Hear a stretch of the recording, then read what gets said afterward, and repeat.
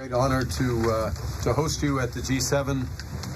India has been coming to the G7, I believe, since 2018 in Biarritz with our French partners, and it's a testament to the importance of your country, to your leadership, and to the importance of the issues that we look to tackle together, from energy security, from the energy transition that you're helping to lead, to the future of artificial intelligence, to the fight that we have against.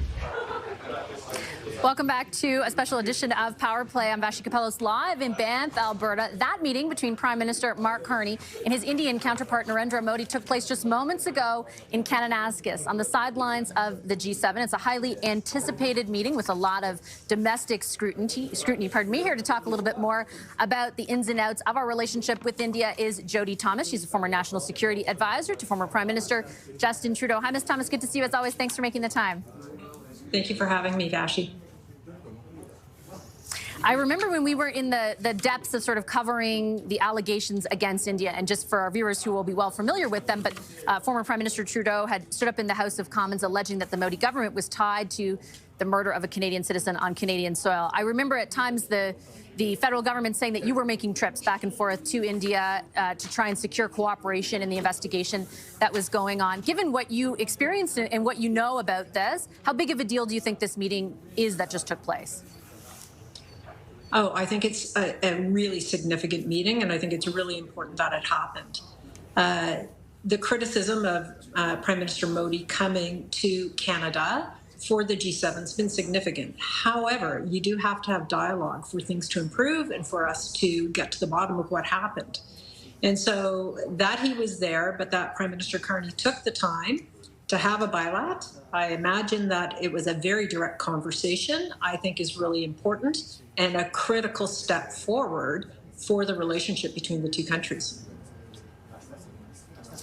Given what you know about what did happen or the allegations that the government and the RCMP were leveling, what sorts of things do you think would have been important to bring up in that bilateral meeting?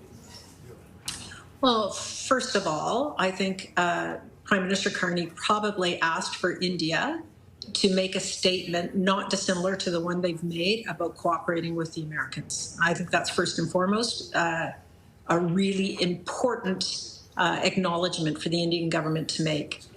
Secondly, I don't think it was accidental that Prime Minister Carney mentioned transnational repression in his readout that you just clipped in front of Prime Minister Modi. Canada will not tolerate what happened on Canadian soil. Certainly a murder is egregious in its extreme, but also transnational repression of citizens, foreign interference, electoral interference. And I think so those elements are really important, and I suspect that Prime Minister Carney raised that. Additionally, I don't think we are back to having a full diplomatic complement in India. We removed a number of diplomats when I was still the NSIA. Returning to our proper level of diplomatic engagement, I think, is really important because the people-to-people ties between our two countries are so important for our trade, for our economic growth. And so I suspect his intervention with Prime Minister Modi was on the diplomatic elements, the investigative elements, and on trade elements.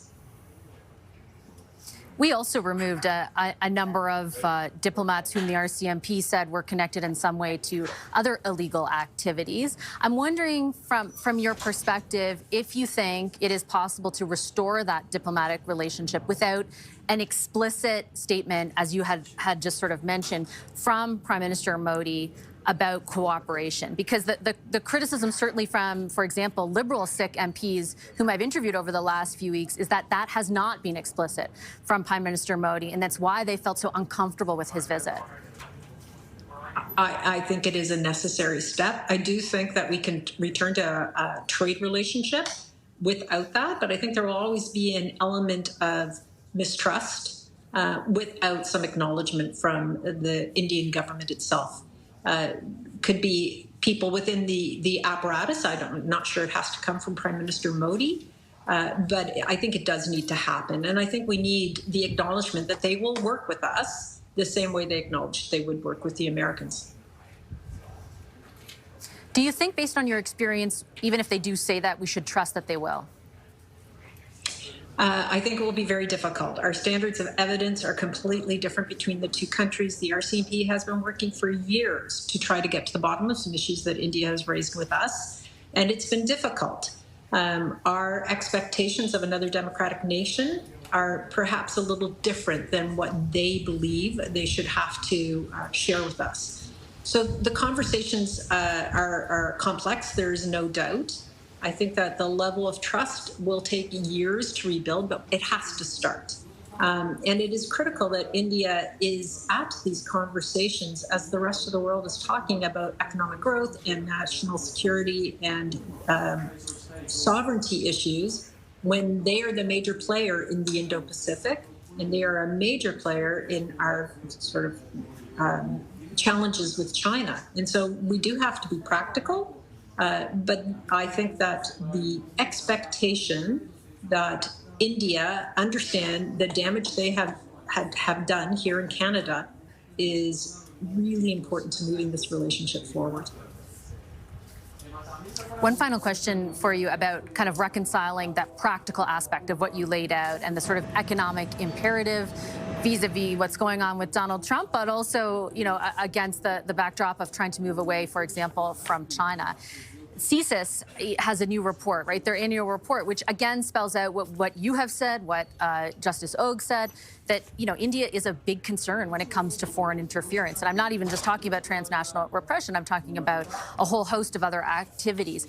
How wide should our eyes be, or how open should our eyes be, pardon me, if we are going to amplify our economic relationship with India?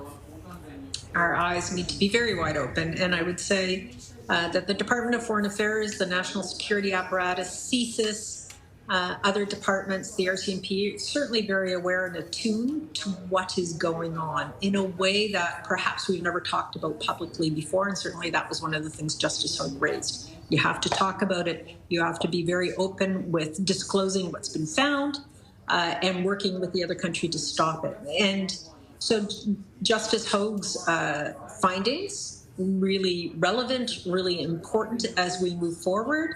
I think transparency is critical to all of this. We in the national security community, or those who are still working in the national security community, need to be given the ability to speak about what's going on in a way we never have. And so I think that that report was useful, and I think it's timely, and I think it just confirms everything that we've known and should give confidence to Canadians that the security community and those who are working to protect us understand what's happening in this country and are doing what they can to stop it.